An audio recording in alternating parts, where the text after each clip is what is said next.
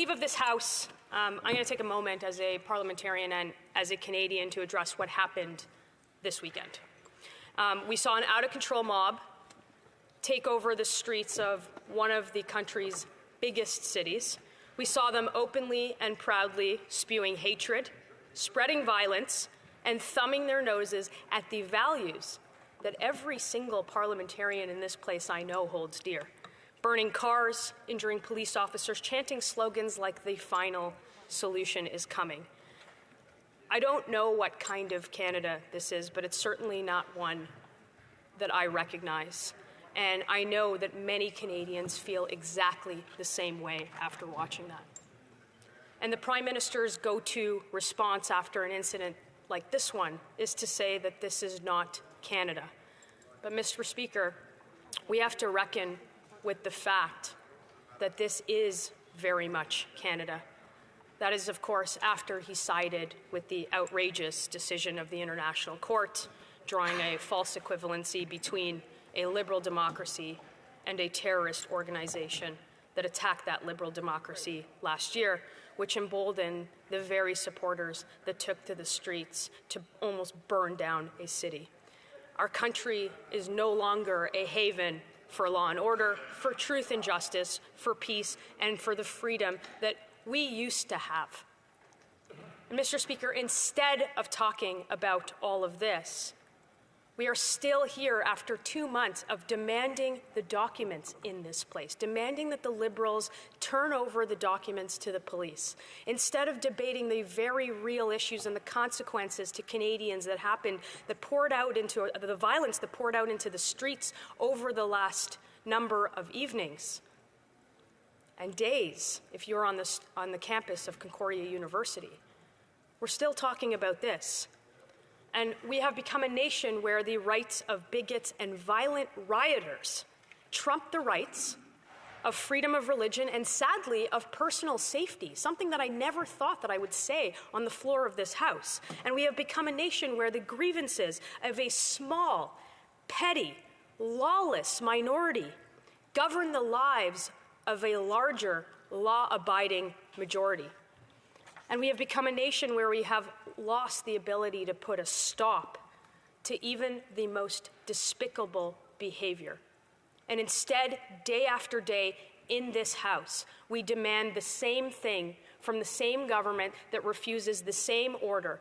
Day after day, we ask them to release the documents instead of talking about the issues that Canadians are seized with.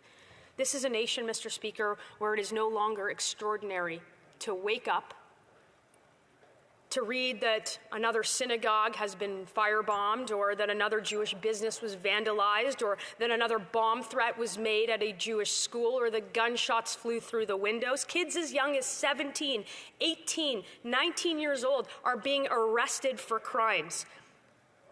Children in this country are being turned against one another, blinded by our ability to teach even the most basic tenets of respect and critical thinking, with the woke academics pushing DEI ahead of introspective thought, and their unions that have become a bastion of ideological drivel that has now become dangerous and has spilled out into our streets. Hate crimes in this country have more than doubled over 9 years, and instead we are still talking about a document production order 2 months later in this House that you yourself told this government to produce, that you yourself told this government to turn over to the RCMP. That is the natural consequence, Mr. Speaker, of a Prime Minister and a government that cannot even utter the most basic condemnation of radical and extremist behavior in this country, who send one group of MPs to say something to one community and a different group of MPs to say the exact opposite to another community. Those days are over, Mr. Speaker. That's how it works in the Prime Minister's Canada, but that's not how it works in Canada. And I will say one thing, because we've talked about it in the House, and most recently from comments from the government House leader, but the bouncy castles and the hot tubs and the outdoor barbecues and a protest blocking several blocks in a single city, honking equals a national emergency. frozen bank accounts, and prosecutions. But rioting, targeting, harassing, intimidating the Jewish community for more than a year, torching cars, shooting synagogues and schools, calling for violence, murder, death, celebrating actual terrorists, carrying actual flags of terrorist organizations for over a year in this country, it equates to quote-unquote peaceful protest encouraged by members of this House. And Mr. Speaker, that is shameful, and every single Canadian sees it now. What's happening now is a hallmark of this government, a government that has held this place up for 2 months without turning over documents in this latest scandal of $400 million tax dollars, 186 conflict of interest broken. Ministers who cannot keep their jobs because they have misled the Canadian public and this House about their identity. That's what this government has come to. It has become a hallmark of the Prime Minister's leadership that has divided the Canadians based on every discernible characteristic of race, of religion, of gender, of age, of wealth, of vaccine status. The list goes on and on. And what happens when the same Prime Minister systematically attacks the pillars of our country, whether it's our criminal justice system, whether it's our Charter of Freedoms, whether even our national symbols, Mr. Speaker. He took Terry Fox out of the passport, replaced it with a squirrel, and allowed those who got the passport to take their citizenship ceremony on Zoom. That is a shame. And you should have known this, because the Prime Minister told everybody that, quote, Canada was a post-national state with no core identity.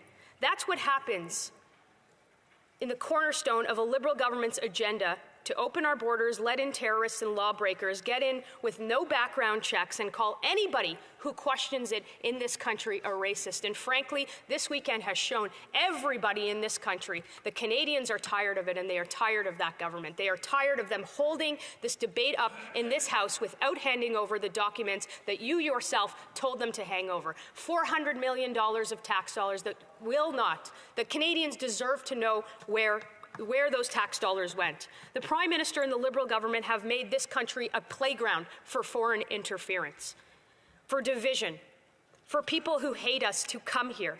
And they've rolled out the welcome mat.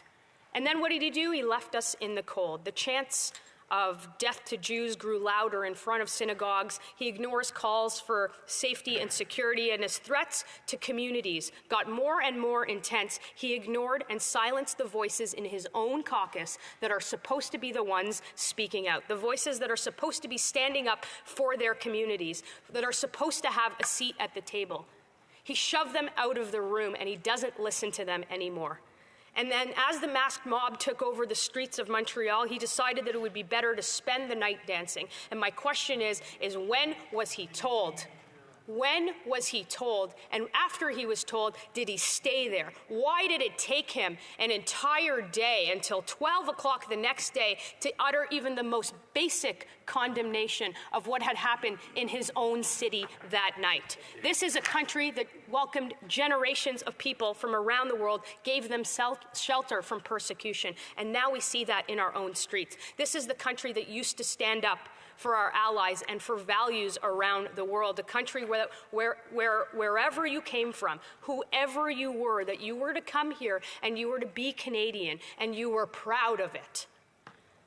That's the country that we are not anymore. And it breaks my heart to see it, and I'm sure that it breaks the hearts of every Canadian to see and witness what they did this weekend. And by glossing over the clear problems, pretending they don't exist, as the Prime Minister does, is no way to run a country. It is no way to even run a parliament, which he certainly hasn't acquiesced to that demand that we are still here for today. When somebody has the courage to say and to stand up and see and to say what is happening here is wrong, and I refuse to stand by it. And I refuse to stand by it because I love what's being destroyed. That's a country that is worth living in, and that's the kind of leadership that we need. That's the kind of courage that we need, and that courage is growing. It's not only growing with me, but it's growing with Canadians right across the country, from all stripes, from coast to coast, that want the country that they used to know back. Canadians have had enough of the virtue signaling, enough of the holier-than-thou preaching, the lawlessness, the out-of-control crime, the free drugs, the chaos in our streets. Canadians just don't want to go to work. They want to raise a family. They want to afford a decent home in a safe neighborhood. They want to do that without being told how to think by some out-of-touch politician in Ottawa. And Canadians just want to wake up from this woke nightmare and bring back the Canada we used to know. And these aren't the Canadians that you will find occupying the streets of Montreal, rioting violently. They're not the ones camping out on the front lawn of a university campus for months at a time or engaging in terrorist cosplay weekend after weekend. They're the Canadians you'll find on a shop floor, in a small business along Main Street, in Legion halls, in town squares, and in communities everywhere. And they might be quiet, but they are the real heart of our country. And Mr. Speaker, they're going to have a champion when we elect a common sense, national majority Conservative government. We are going to deliver a country that is finally respected on the world stage and doesn't make headlines because of what is happening in our streets.